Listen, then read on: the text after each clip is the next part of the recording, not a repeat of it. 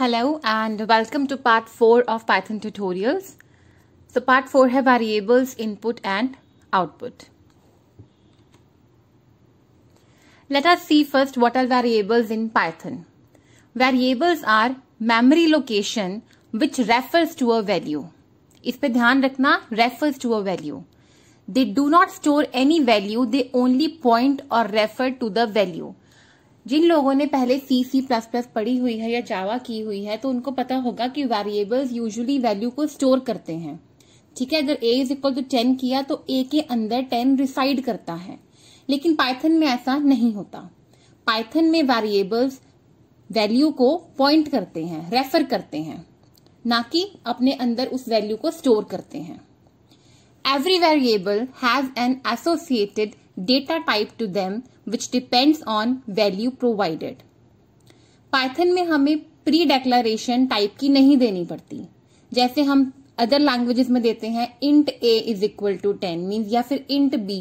हमें बताना पड़ता है कि वेरिएबल कौन सी वैल्यू होल्ड करेगा. तो पाइथन में ऐसा कुछ नहीं देना पड़ता.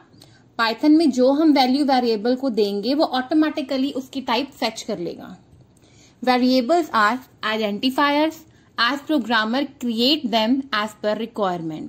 ठीक है, वेरिएबल्स प्रोग्रामर क्रिएट करता है इसलिए उसको आइडेंटिफायर्स बोलते हैं. आइडेंटिफायर्स के बारे में मैंने अपनी लास्ट वीडियो में बात की हुई है, प्रीवियस वीडियो, लिंक भी गिवन है. We can check the type of variable by type function. हमारे पास एक फंक्शन है टाइप जिसके थ्रू हम किसी भी वेरिएबल की टाइप को देख सकते हैं. Next, how to create a variable. Variable बनाना कैसे है. In Python a variable is created by assigning value to them. ठीक है, उसको सिंपली आप वैल्यू असाइन कर दो, वेरिएबल क्रिएट हो जाएगा. Example, to create a numeric variable a is equal to 10, तो 10 इंटीजर टाइप वेरिएबल हो गया. ठीक है, x इज इक्वल टू 12.5, तो वैल्यू है फ्लोटिंग, तो ये फ्लोटिंग टाइप वेरिएबल हो गया. To create a string variable, example name is equal to Misha, तो मिशा हमारे पास स्ट्रिंग टाइप है तो वो एक स्ट्रिंग टाइप वेरिएबल हो गया. सॉरी, मिशा पे यहाँ पे डबल कोट्स होने चाहिए थे. इधर यू यूज सिंगल कोट्स और you use double quotes. So let us see how to create a variable. Variable a is equal to 5. You can check the type of a. Type of A से पता चल जाएगा कि variable किस type का है. It's int, इसकी class int है तो ये इंटीजर टाइप वेरिएबल है. b is equal to 5.6. Type of b, it's float, class is float means b is floating type of variable. Name is equal to Misha. देखिए मैंने double quotes use किए हैं. Type of name, it's str means string, class is string means type of name is string variable. Sum is equal to a plus b. Type of sum, it's float.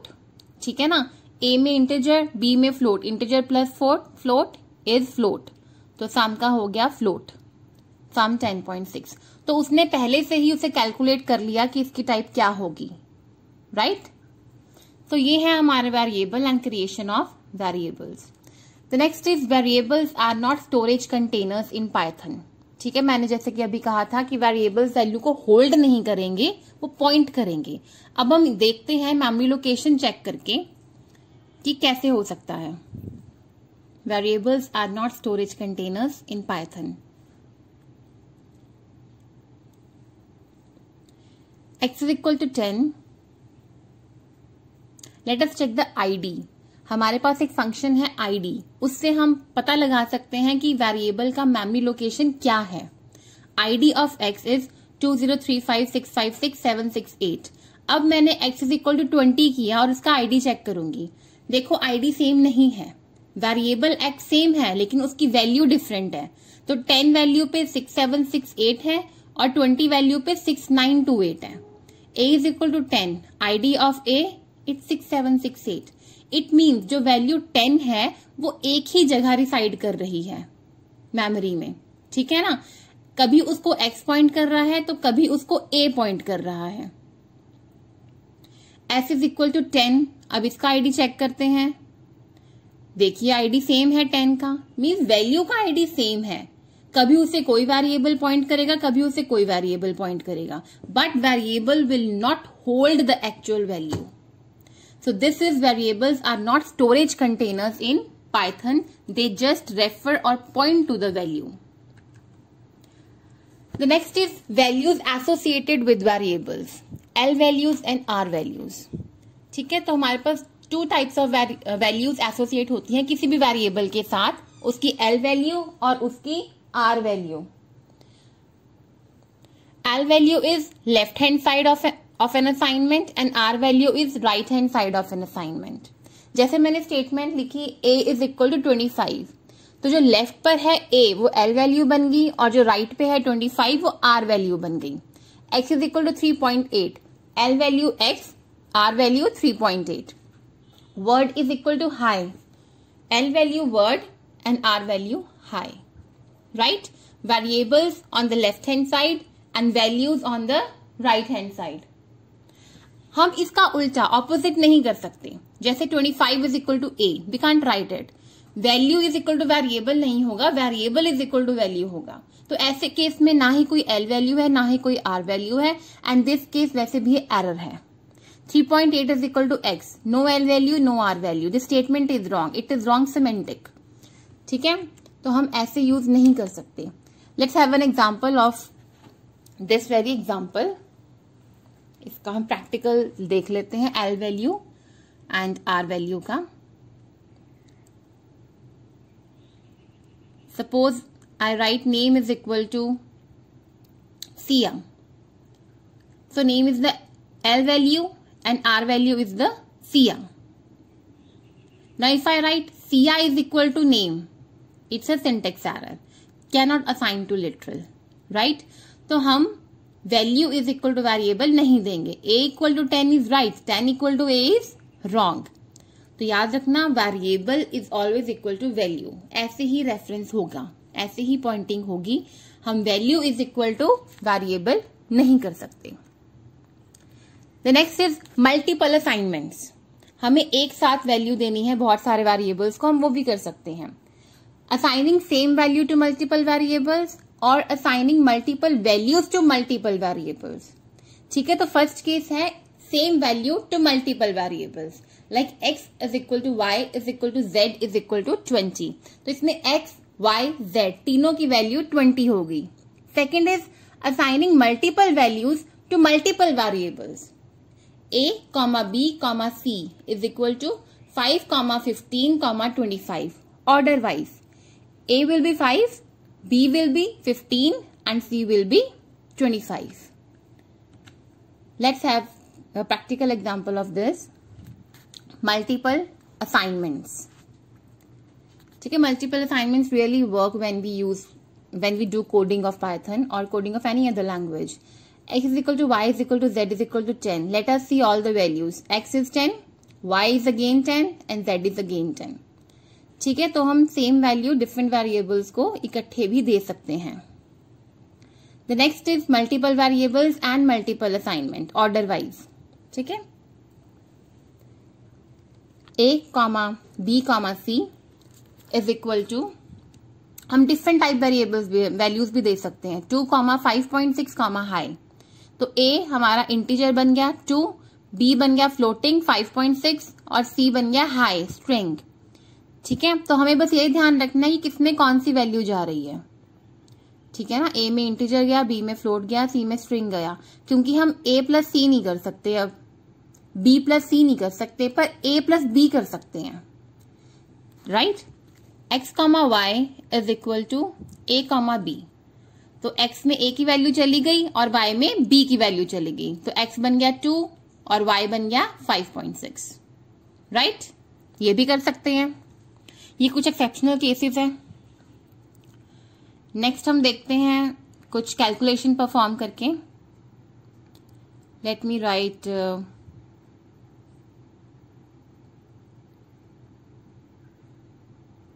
x plus a, right? X is integer, a is integer, answer is 4. 2 plus 2 is 4. Y plus b, y is integer, b is floating, so answer is 11.2. It is valid. Floating और integer add हो सकते हैं, floating floating, integer integer. a plus c, a is integer and c is hi जो कि string है, तो int और string add नहीं हो सकते. ठीक है, तो हमने एक्सेप्शनल केसेस भी देख लिए, हमने ऑर्डर्स भी चेक कर लिए, मल्टीपल असाइनमेंट्स भी देख ली. द नेक्स्ट है हमारे पास dynamic typing. Dynamic means the things जो रन टाइम पे होती हैं. In Python we do not provide data type for variable. Python itself take the data type at run time by processing the value. ठीक है ना, जैसे हम enter press करते हैं, हमने a इज इक्वल टू 10 लिखा, भी प्रेस्ड एंटर. जब उसने आउटपुट देनी है, उसने अकॉर्डिंगली हमें आउटपुट दे देनी है. A variable pointing to a value of a certain type can be made to point to another type of a value. This is called dynamic typing. Means अगर x में 10 है तो नेक्स्ट लाइन में हम x में कोई floating number भी डाल सकते हैं, नेक्स्ट लाइन में हम x में कोई स्ट्रिंग भी डाल सकते हैं, हम वैल्यूज को चेंज कर सकते हैं, लेकिन जो लेटेस्ट वैल्यू होगी वो उसी को पॉइंट करेगा. लेट अस सी कि ये कैसे होता है dynamic typing. x is equal to 10. Type of x is, it would be integer. Next is x is equal to 5.9. So अब x हमारा floating बन जाएगा. Type of x is float. पहले integer था, अब float हो गया. x is equal to abc. अब इसके टाइप चेक करेंगे, अब ये string बन जाएगा. तो पहले integer बना, फिर float बना, फिर string बना. तो ये डायनामिकली हुआ. x इज इक्वल टू 5, फिर से हमने उसको इंटीजर बना दिया, उसकी टाइप डायनामिकली चेंज होती गई हर बार. ठीक है, लेकिन अगर हम चेक करेंगे तो जो लेटेस्ट वैल्यू है वो ही x को पॉइंट करेगा. x इज इक्वल टू 5, तो x वुड बी पॉइंटिंग 5. जो पिछला है वो ओवरराइट हो चुका है. ठीक है, तो ऐसे हम वेरिएबल की वैल्यू को चेंज कर सकते हैं, तो उस साइड बाय साइड उसकी टाइप भी चेंज होती रहेगी वेरिएबल की. तो ये हमारी dynamic typing. The next is input and output. Input output दो फंक्शंस हैं, इनपुट इनपुट लेने के लिए और आउटपुट आउटपुट देने के लिए. इनपुट में हमारे पास कीवर्ड भी इनपुट ही है. Input function is used to get input from the user. This function always returns a string. ठीक है, सिंटेक्स है कोई भी variable is equal to input in round brackets. Quotes में आपको जो भी इनपुट करवाना आप स्टेटमेंट लिख सकते हो. Right. The next is output. Output के लिए हम फंक्शन यूज करते हैं print. Print function is use to get output from Python interpreter. Syntax print, आप कोट्स में जो लिखोगे वो एज इट इज डिस्प्ले हो जाएगा. प्रिंट वेरिएबल, तो वेरिएबल की जो वैल्यू है वो डिस्प्ले हो जाएगी. Print in quotes comma variable, तो ये हम दोनों भी इकट्ठे कर सकते हैं. Right. So again let's see input and print function देखते हैं कैसे, how they works. Name is equal to input in brackets enter name. ठीक है, तो अब पाइथन इंटरप्रेटर यूजर से नेम एंटर करवाएगा. Enter name, okay, I am entering Saima. ठीक है, तो नेम में साइमा चला गया, नेम में साइमा आ गया. राइट. टाइप ऑफ नेम हो जाएगा, then we will check the type of name, it is string. तो बाय डिफॉल्ट जब हम इनपुट फंक्शन यूज करते हैं, एनीथिंग वी एंटर वो स्ट्रिंग ही होगा. a is equal to input enter any number. हम कोई नंबर एंटर करवाते हैं,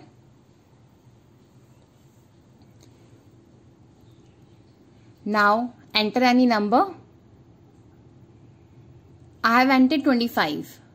A is 25. See 25 भी कोट्स में आया है. Type of A is string. Saima भी कोट्स में था, 25 भी कोट्स में आया है. ठीक है, तो मतलब कि इनपुट फंक्शन तो स्ट्रिंग की तरह ही डील करेगा बाय डिफॉल्ट. तो अगर हम A को ऐड करना चाहेंगे तो वो ऐड नहीं हो सकता क्योंकि वो एक स्ट्रिंग है, तो वो ऐड नहीं हो सकती. B is equal to 20. अब मैंने लिखा C is equal to A plus B, तो उसने एरर दे दिया. इंट और स्ट्रिंग का एरर बन गया. A हमारी स्ट्रिंग है और B हमारा इंट है, तो स्ट्रिंग और इंट को हम ऐड नहीं कर सकते. ठीक है, तो इसका भी हमारे पास रेक्टिफायर है कि कैसे हमें इसको चेंज करना है, जो हम अपने नेक्स्ट वीडियो में देखेंगे। ठीक है, अभी हम अपने प्रिंट फंक्शन को देखते हैं, how print function works. Print hello, तो एज इट इज प्रिंट हो गया हेलो, तो जो ग्रीन में कोट्स में आया वो एज इट इज प्रिंट हो जाएगा। प्रिंट ए अगेन 25, ए की वैल्यू 25 है तो वो प्रिंट हो गई। प्रिंट, दोनों का कॉम्बिनेशन देख लेते हैं, बी इज कॉमा बी, तो B is as it is print हो गया और बी की जो वैल्यू है 20 वो भी आ गई। तो ये है हमारा print function, input function and print function. आप दोनों को देखिए, चाहे इनपुट है चाहे प्रिंट है, वो स्ट्रिंग से ही डील करते हैं, दोनों में स्ट्रिंग ही आती है। ठीक है, प्रिंट में डिपेंड करता है कि अगर जैसे ए में स्ट्रिंग था तो वो आ गया, हेलो है वो स्ट्रिंग है तो वो आ गया, बी से वैल्यू फेच हो गई वो आ गया, लेकिन इनपुट फंक्शन हमारा बाय डिफॉल्ट हमेशा स्ट्रिंग से ही डील करेगा। सो इस वीडियो के लिए इतना। डायनामिक टाइपिंग, वेरिएबल्स की क्रिएशन हो गई, इनपुट आउटपुट फंक्शन हो गया। So if you really like the video, please share, comment and subscribe my channel. Next video में हम इनपुट और प्रिंट फंक्शंस के एक्सेप्शंस देखेंगे। So for now, stay home and stay safe. Bye bye, take care.